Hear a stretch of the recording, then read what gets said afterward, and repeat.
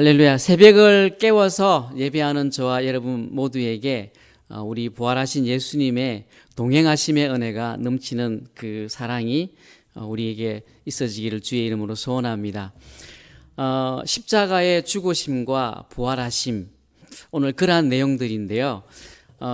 십자가 죽으심과 부활하심으로 예수님의 어떤 지상 사역도 막을 내리게 됩니다. 하지만 동시에 우리에게 새로운 사명도 주셨는데요. 오늘 우리가 나눈 본문 말씀을 제가 묵상하면서 묵상하면 가운데 저에게 그 와닿는 단어가 두 가지가 있었습니다.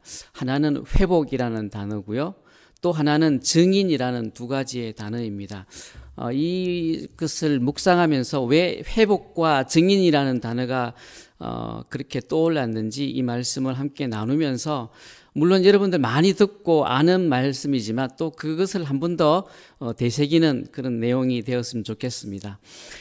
오늘 말씀을 좀 더 쉽게 이해하려면은 어제의 말씀, 누가복음 24장 13절에서 35절까지의 말씀도 함께 소환해서 같은 사건으로 같은 현상에 놓고 이렇게 우리가 바라보면 오늘 제자들의 상황과 오늘의 말씀들을 좀 더 쉽게 이해할 수가 있을 것 같습니다. 어제의 말씀이 어떤 말씀이었나요? 예수님 십자가의 죽으심으로 엄청난 슬픔과 좌절감에 빠져있던 예수님의 제자 중에 두 사람, 글로바라 하는 제자와 또 한 명의 제자가 예수님의 십자가상의 죽으심으로 인해서 모든 것들을 체념한 채 엠마오로 가던 두 제자의 이야기였습니다.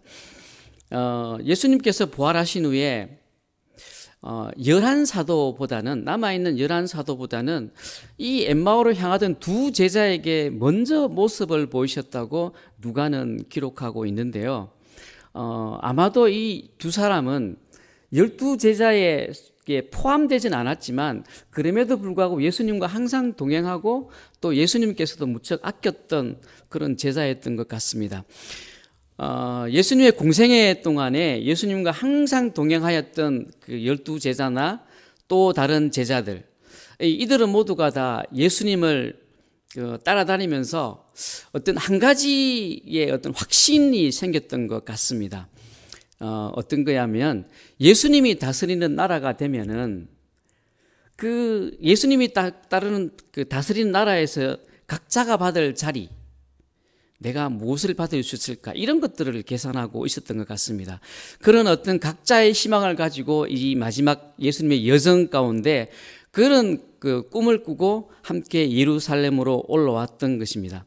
물론 올라오는 과정 가운데에서 분명히 예수님께서 말씀하셨어요. 자신이 이번에 예루살렘에 올라가면 제사장들과 서기관들과 바리새인들과 그들에게 붙잡혀서 고난당하고 죽임당할 것이라는 사실을 분명하게 예수님 그 제자들에게 말씀을 하셨어요.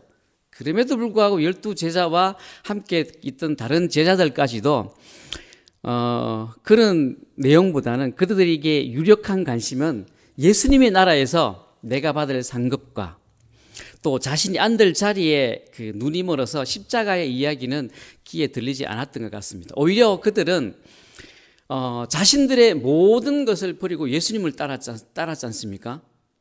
그리고 오직 예수님만 바라보고 예수님만 따라다녔던 어떤 지난 3년간의 그 여정에 대한 보상을 이제야 받을 수 있다는 그런 확신에 차 있었던 것 같습니다. 하지만 그들의 그런 생각들과 어떤 확신들이 이 예수님의 허무한 죽음을 통해서 모든 것을 다 날아가 버린 상태입니다. 이런 제자들의 기대와 확신과 꿈이 지금은 아무것도 이룰 수 없는 그런 상황으로 만들어 버렸습니다.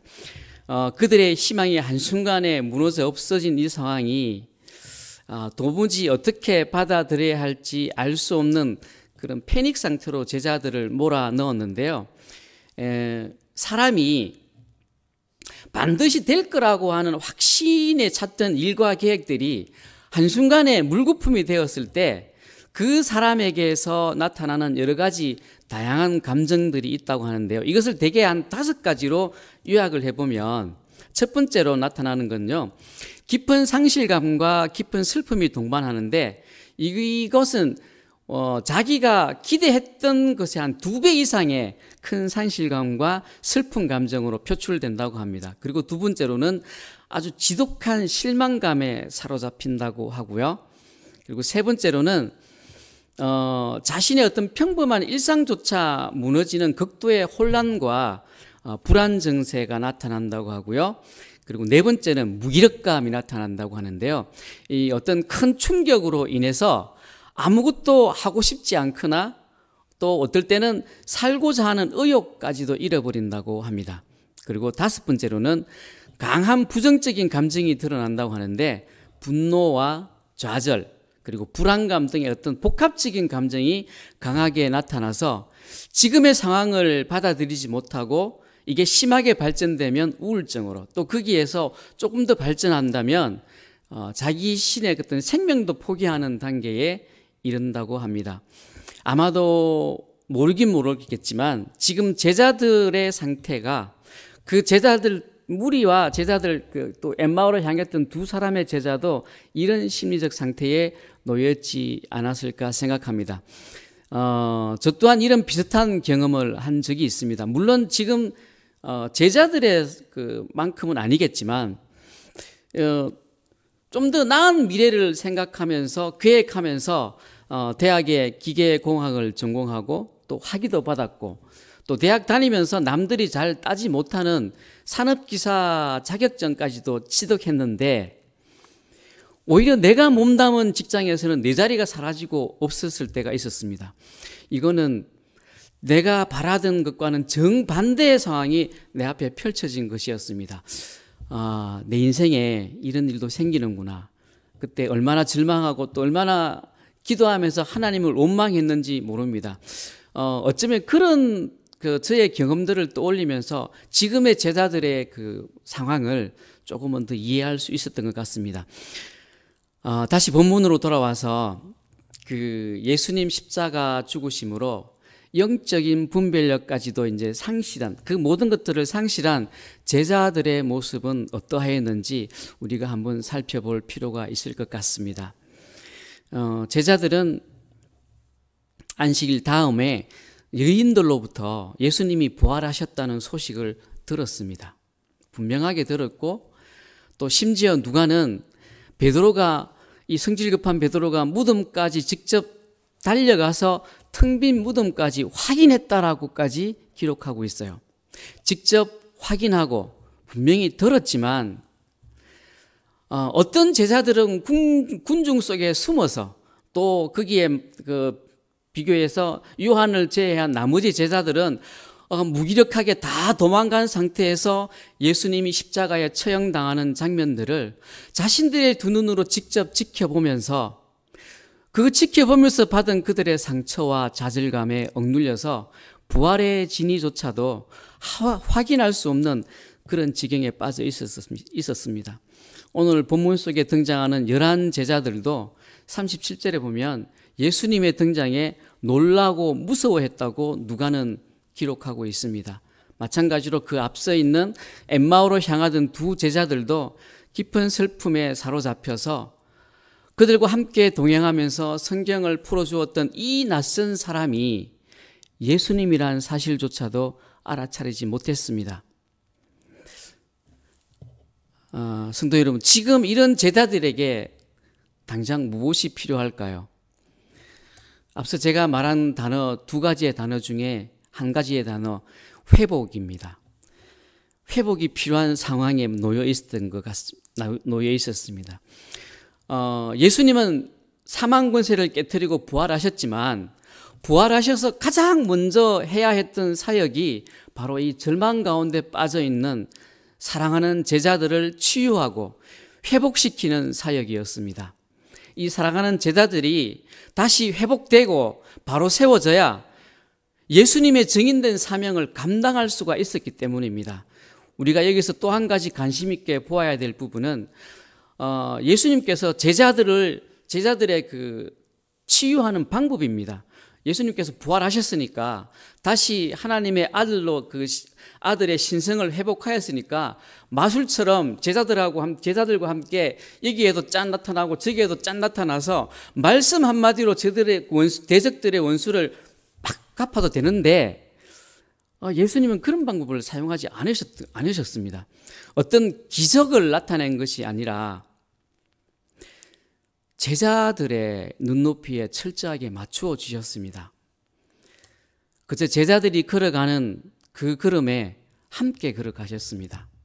마찬가지로 오늘도 우리가 살아가는 삶 가운데도 하나님께서, 예수님께서 늘 함께 걸어가 주신다는 사실이 얼마나 다행스러운지 알 수가 없는 것 같습니다. 그러면서 그들의 심령을 어루만지고 위로하고 또 선지자의 예언으로부터 지금까지 십자가의 고난까지 말씀으로 풀어주셨습니다.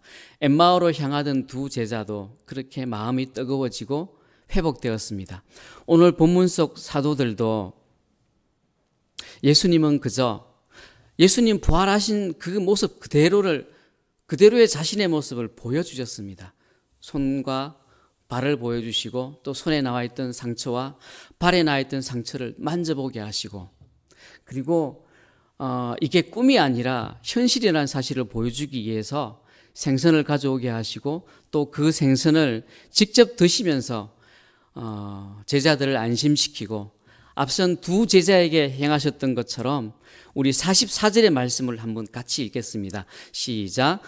또 이르시되 내가 너희와 함께 있을 때에 너희에게 말한 바 곧 모세의 율법과 선지자의 글과 시편에 나를 가리켜 기록된 모든 것이 이루어져야 하리라 한 말이 이것이라 하시고 이 말씀을 다시 설명하면서 상한 제자들의 마음을 다시 뜨겁게 회복시켜 주셨습니다. 그리고 48절 함께 읽겠습니다. 시작. 너희는 이 모든 일의 증인이라. 아멘. 이 부활의 증인이 되어 이 소식을 세상에 알게 하라는 새로운 사명을 제자들에게 또 우리에게 주셨습니다. 이렇게 회복되고 성령으로 충만하여진 제자들의 증인된 이 믿음이 세대를 지나고 또 세대를 지나 오늘 예배하는 저와 여러분에게까지 전달되어진 줄 믿습니다. 할렐루야. 제자들의 이런 그 믿음의 증인된 삶이 저와 여러분들을 통하여 우리의 또 다음 세대, 우리의 자녀들에게도 온전히 전달되어지는 은혜가 우리 가운데 있어지기를 소원합니다. 이제 말씀을 마무리하겠습니다. 이 시간 혹 우리 가운데 마음이 상하고 회복이 필요한 분들이 계십니까? 또 좀처럼 기도해도 풀리지 않는 문제로 또 어려움 가운데 있는 분들이 계십니까? 그런 분들이 있다면 하는 말씀 앞에 나오시기 바랍니다. 말씀의 능력 앞으로 나오시길 바랍니다. 말씀이 곧 하나님이고 예수님이심을 믿습니다.